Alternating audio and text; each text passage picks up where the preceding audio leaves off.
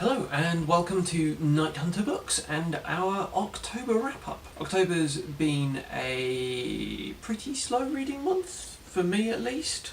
Until the last few days where I kind of caught half up. your books, yeah. I've actually managed to continue my role of reading some really good fiction. So we'll go in order of least liked to most liked, so hang around to see what we like most. My first book is How to Be a Woman by Catherynne Moran, which is a book that I've had on my TBR for a very long time, I think maybe since 2013, so it was kind of on my subset of books I wanted to at least try this year, because if I don't I should probably just get rid of them. I rated this 3.5 stars, so I'm glad I did read it. It's kind of a cross between an essay book and an autobiographical story, where each chapter tackles a particular feminist issue that Catherynne Moran feels very strongly about. The first half of the chapter is a story from her growing up, generally kind of going chronologically through the book, and then the second half is just a rant. And I have to admit I did enjoy the rants more than I did the autobiography sides. I found the content kind of variable in that I have read quite a lot around feminism, like random essays and stuff. So some of the things I had read before and were quite obvious, like, weddings are expensive. Some of them were a bit confusing and didn't really make sense. But other chapters were really heart-wrenching, thought-provoking. In particular, there is a chapter right at the end on abortion, which really raised some ideas around it that I hadn't come across before. So I think generally this might be a better introduction to feminism than for someone who has already read quite a lot around it. Having said that, her writing style is just generally quite enjoyable. She is a journalist, this isn't a big surprise. It's very funny, generally quite fast-paced, although it did take me a little while to get into it. It is quite dated in a couple of different ways. I'd say maybe one of the reasons I didn't like the biographical side so much are that they felt like they were written for someone very much growing up at the same time she was in England, so again I'm not sure this would cross the pond very well. I'm a few years younger, so a lot of the celebrities didn't recognise, and some of the other celebrities she mentions kind of later on are people I haven't heard the media talk about in some time. This was written about 5-10 years ago, I think. So it talks a lot about people like Jordan, Katie Price, who frankly I'd forgotten was a really big deal at one point. But yeah, so kind of middly, but pleased I read it. My first book is Cracked by Eliza Crewe, which is the first in the series. This is a honestly pretty typical kind of YA, which very much takes Catholic dogma as gospel, but then kind of builds on it. So as the story opens, we see the protagonist eat the soul of a murderer. She then gets rescued by a couple of kids who belong to effectively a cult of Templars who see it as their job to save beacons, people who are going to make the world a much better place. She plays along and pretends to be a beacon in an attempt to find out more about her nature, what she is, because they seem to have some idea what's going on. You follow a main trio, not likeable necessarily, but certainly interesting to follow. Feels a little like a younger version of Chuck Wendig's Blackbirds. The protagonist is really quite sweary, but mostly in her own head because she's around a pair of goody two-shoes. Yeah, kind of fun. I wouldn't necessarily say no if somebody gave me the next one, but I wouldn't seek it out. My next book I also rated 3.5 stars, and it's also a non-fiction. But this one wasn't one I was expecting to read, because I did kind of just intercept it when one of my friends was trying to give it back to another one of my friends. It is The Life-Changing Magic of Tidying by Marie Kondo. I have been kind of interested in minimalism recently, so given that I was kind of interested in the subject matter, I did quite enjoy this. It feels very Japanese, which I quite enjoyed.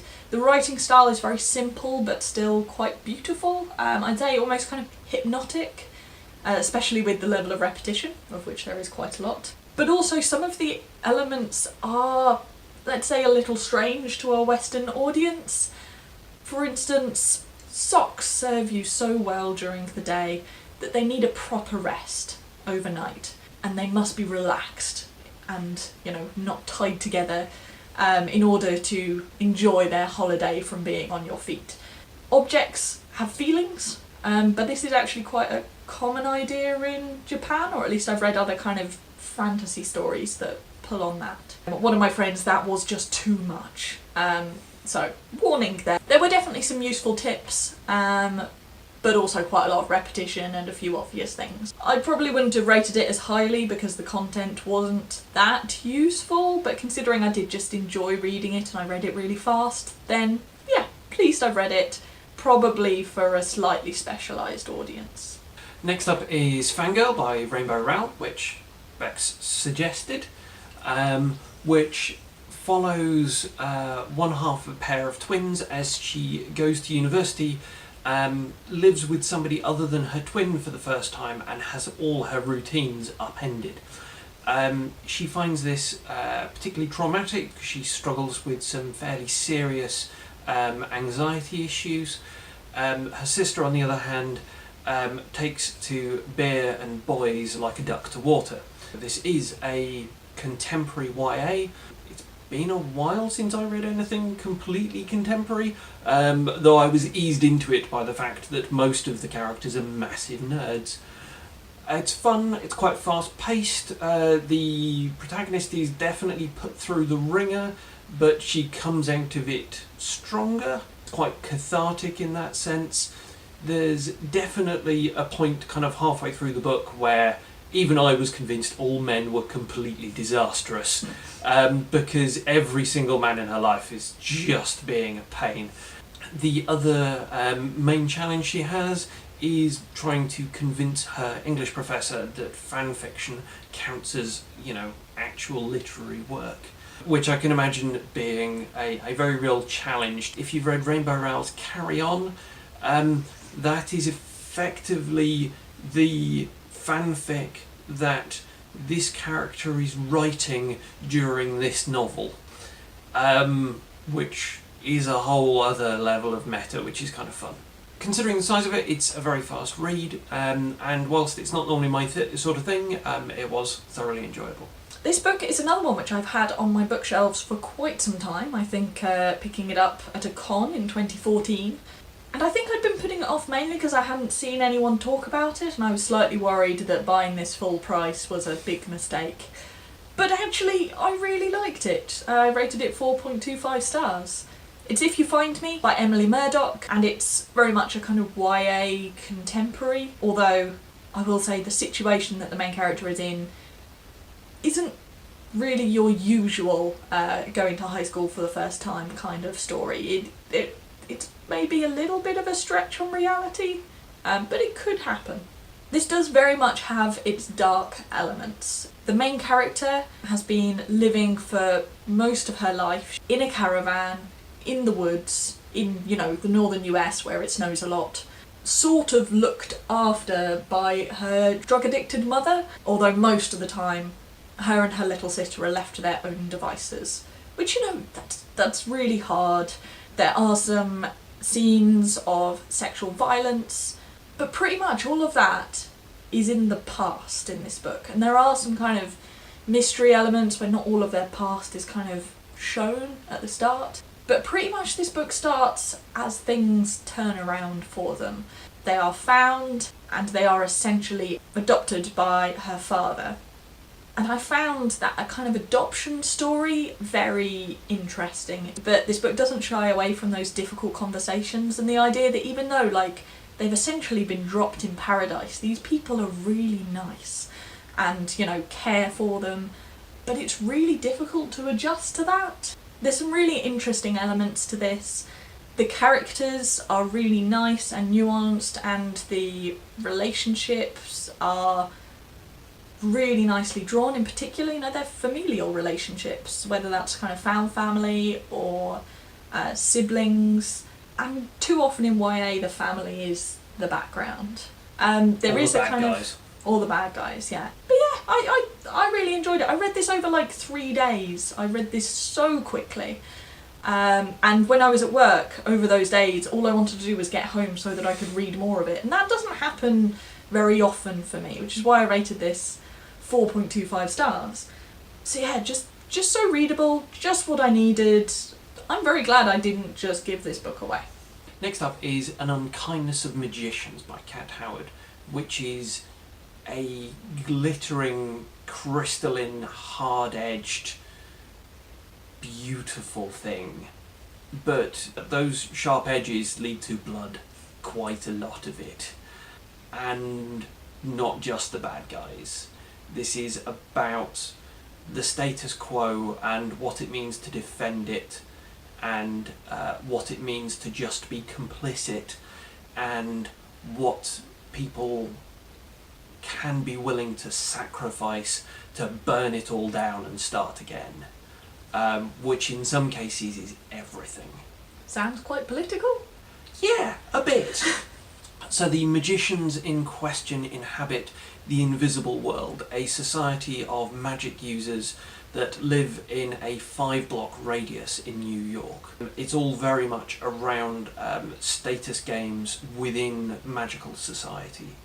Once a generation, the houses go through a contest to establish who is going to rule magical society until the next turning. Which houses are going to exist and which ones are going to get dissolved. Into this stride a couple of unknowns. The first black person to ever challenge to establish a house, and his champion, Sydney, a magician of ridiculous levels of ability who has seemingly come out of nowhere.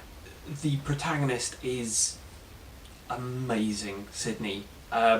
She is absolutely rock hard, but with like adorable human features as well.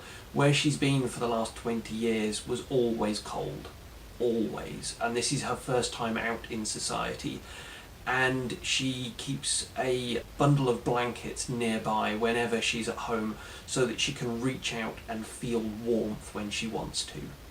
It's not an easy book to read in some places. I was sort of in the middle of it for quite some time, but I actually only read it in 2 sittings. Yeah, good book. I'll stop talking now. Froth over. The final book that I have to talk about is one that we've actually already reviewed. That's In Other Lands by Sarah Rees Brennan. This book is my favourite book so far of the year. I rated it 4.75 stars, so yes, I recommend this, funnily enough. It's a deconstruction of a portal fantasy set in a boarding school as one set of students kind of join the school all the way through till they're 18 and leave, as well as kind of deconstructions of the tropes that you'd expect in fantasy. There is also some good representation of sexuality and some really fun things they do with gender norms. So yeah, watch our spoiler-free review if you want to know more. My last book is Space Opera by Catherynne Valente, which is very different. This is something to read if you want to feel hopeful about humanity. In this universe, there is one rule. Life is beautiful, life is stupid. This follows 2/3 of a washed-up trio as they are chosen to represent Earth in the Grand Prix, which is basically galactic-level Eurovision. The sentience wars nearly wiped out all life in the galaxy. The species that were left decided that they needed a slightly more humane way to figure out who were people and who were meat. If humanity come dead last in this competition, then we are politely and painlessly eradicated and Earth encouraged to give it a go again in another billion years. This is very silly but very lyrical and beautifully written and very funny. Discursive side notes about what the universe is like, what various species are like and where they come from are just like nothing else I've ever read, and yet all feel like they come back and it's all useful information and all ties up in the climax, which is just bananas that somebody was able to plot something like this. Maybe the Unicorn Chaser to follow An Unkindness of Magicians. That is the order I read them in, and it does work quite well in that regard. So that is our wrap-up of October. Some very, very good books in there. If you've read any of them, then let us know. We can have a chat about them. Or let us know what you've been reading this month if you think we'd enjoy it. Thank you for watching. We'll see you again soon.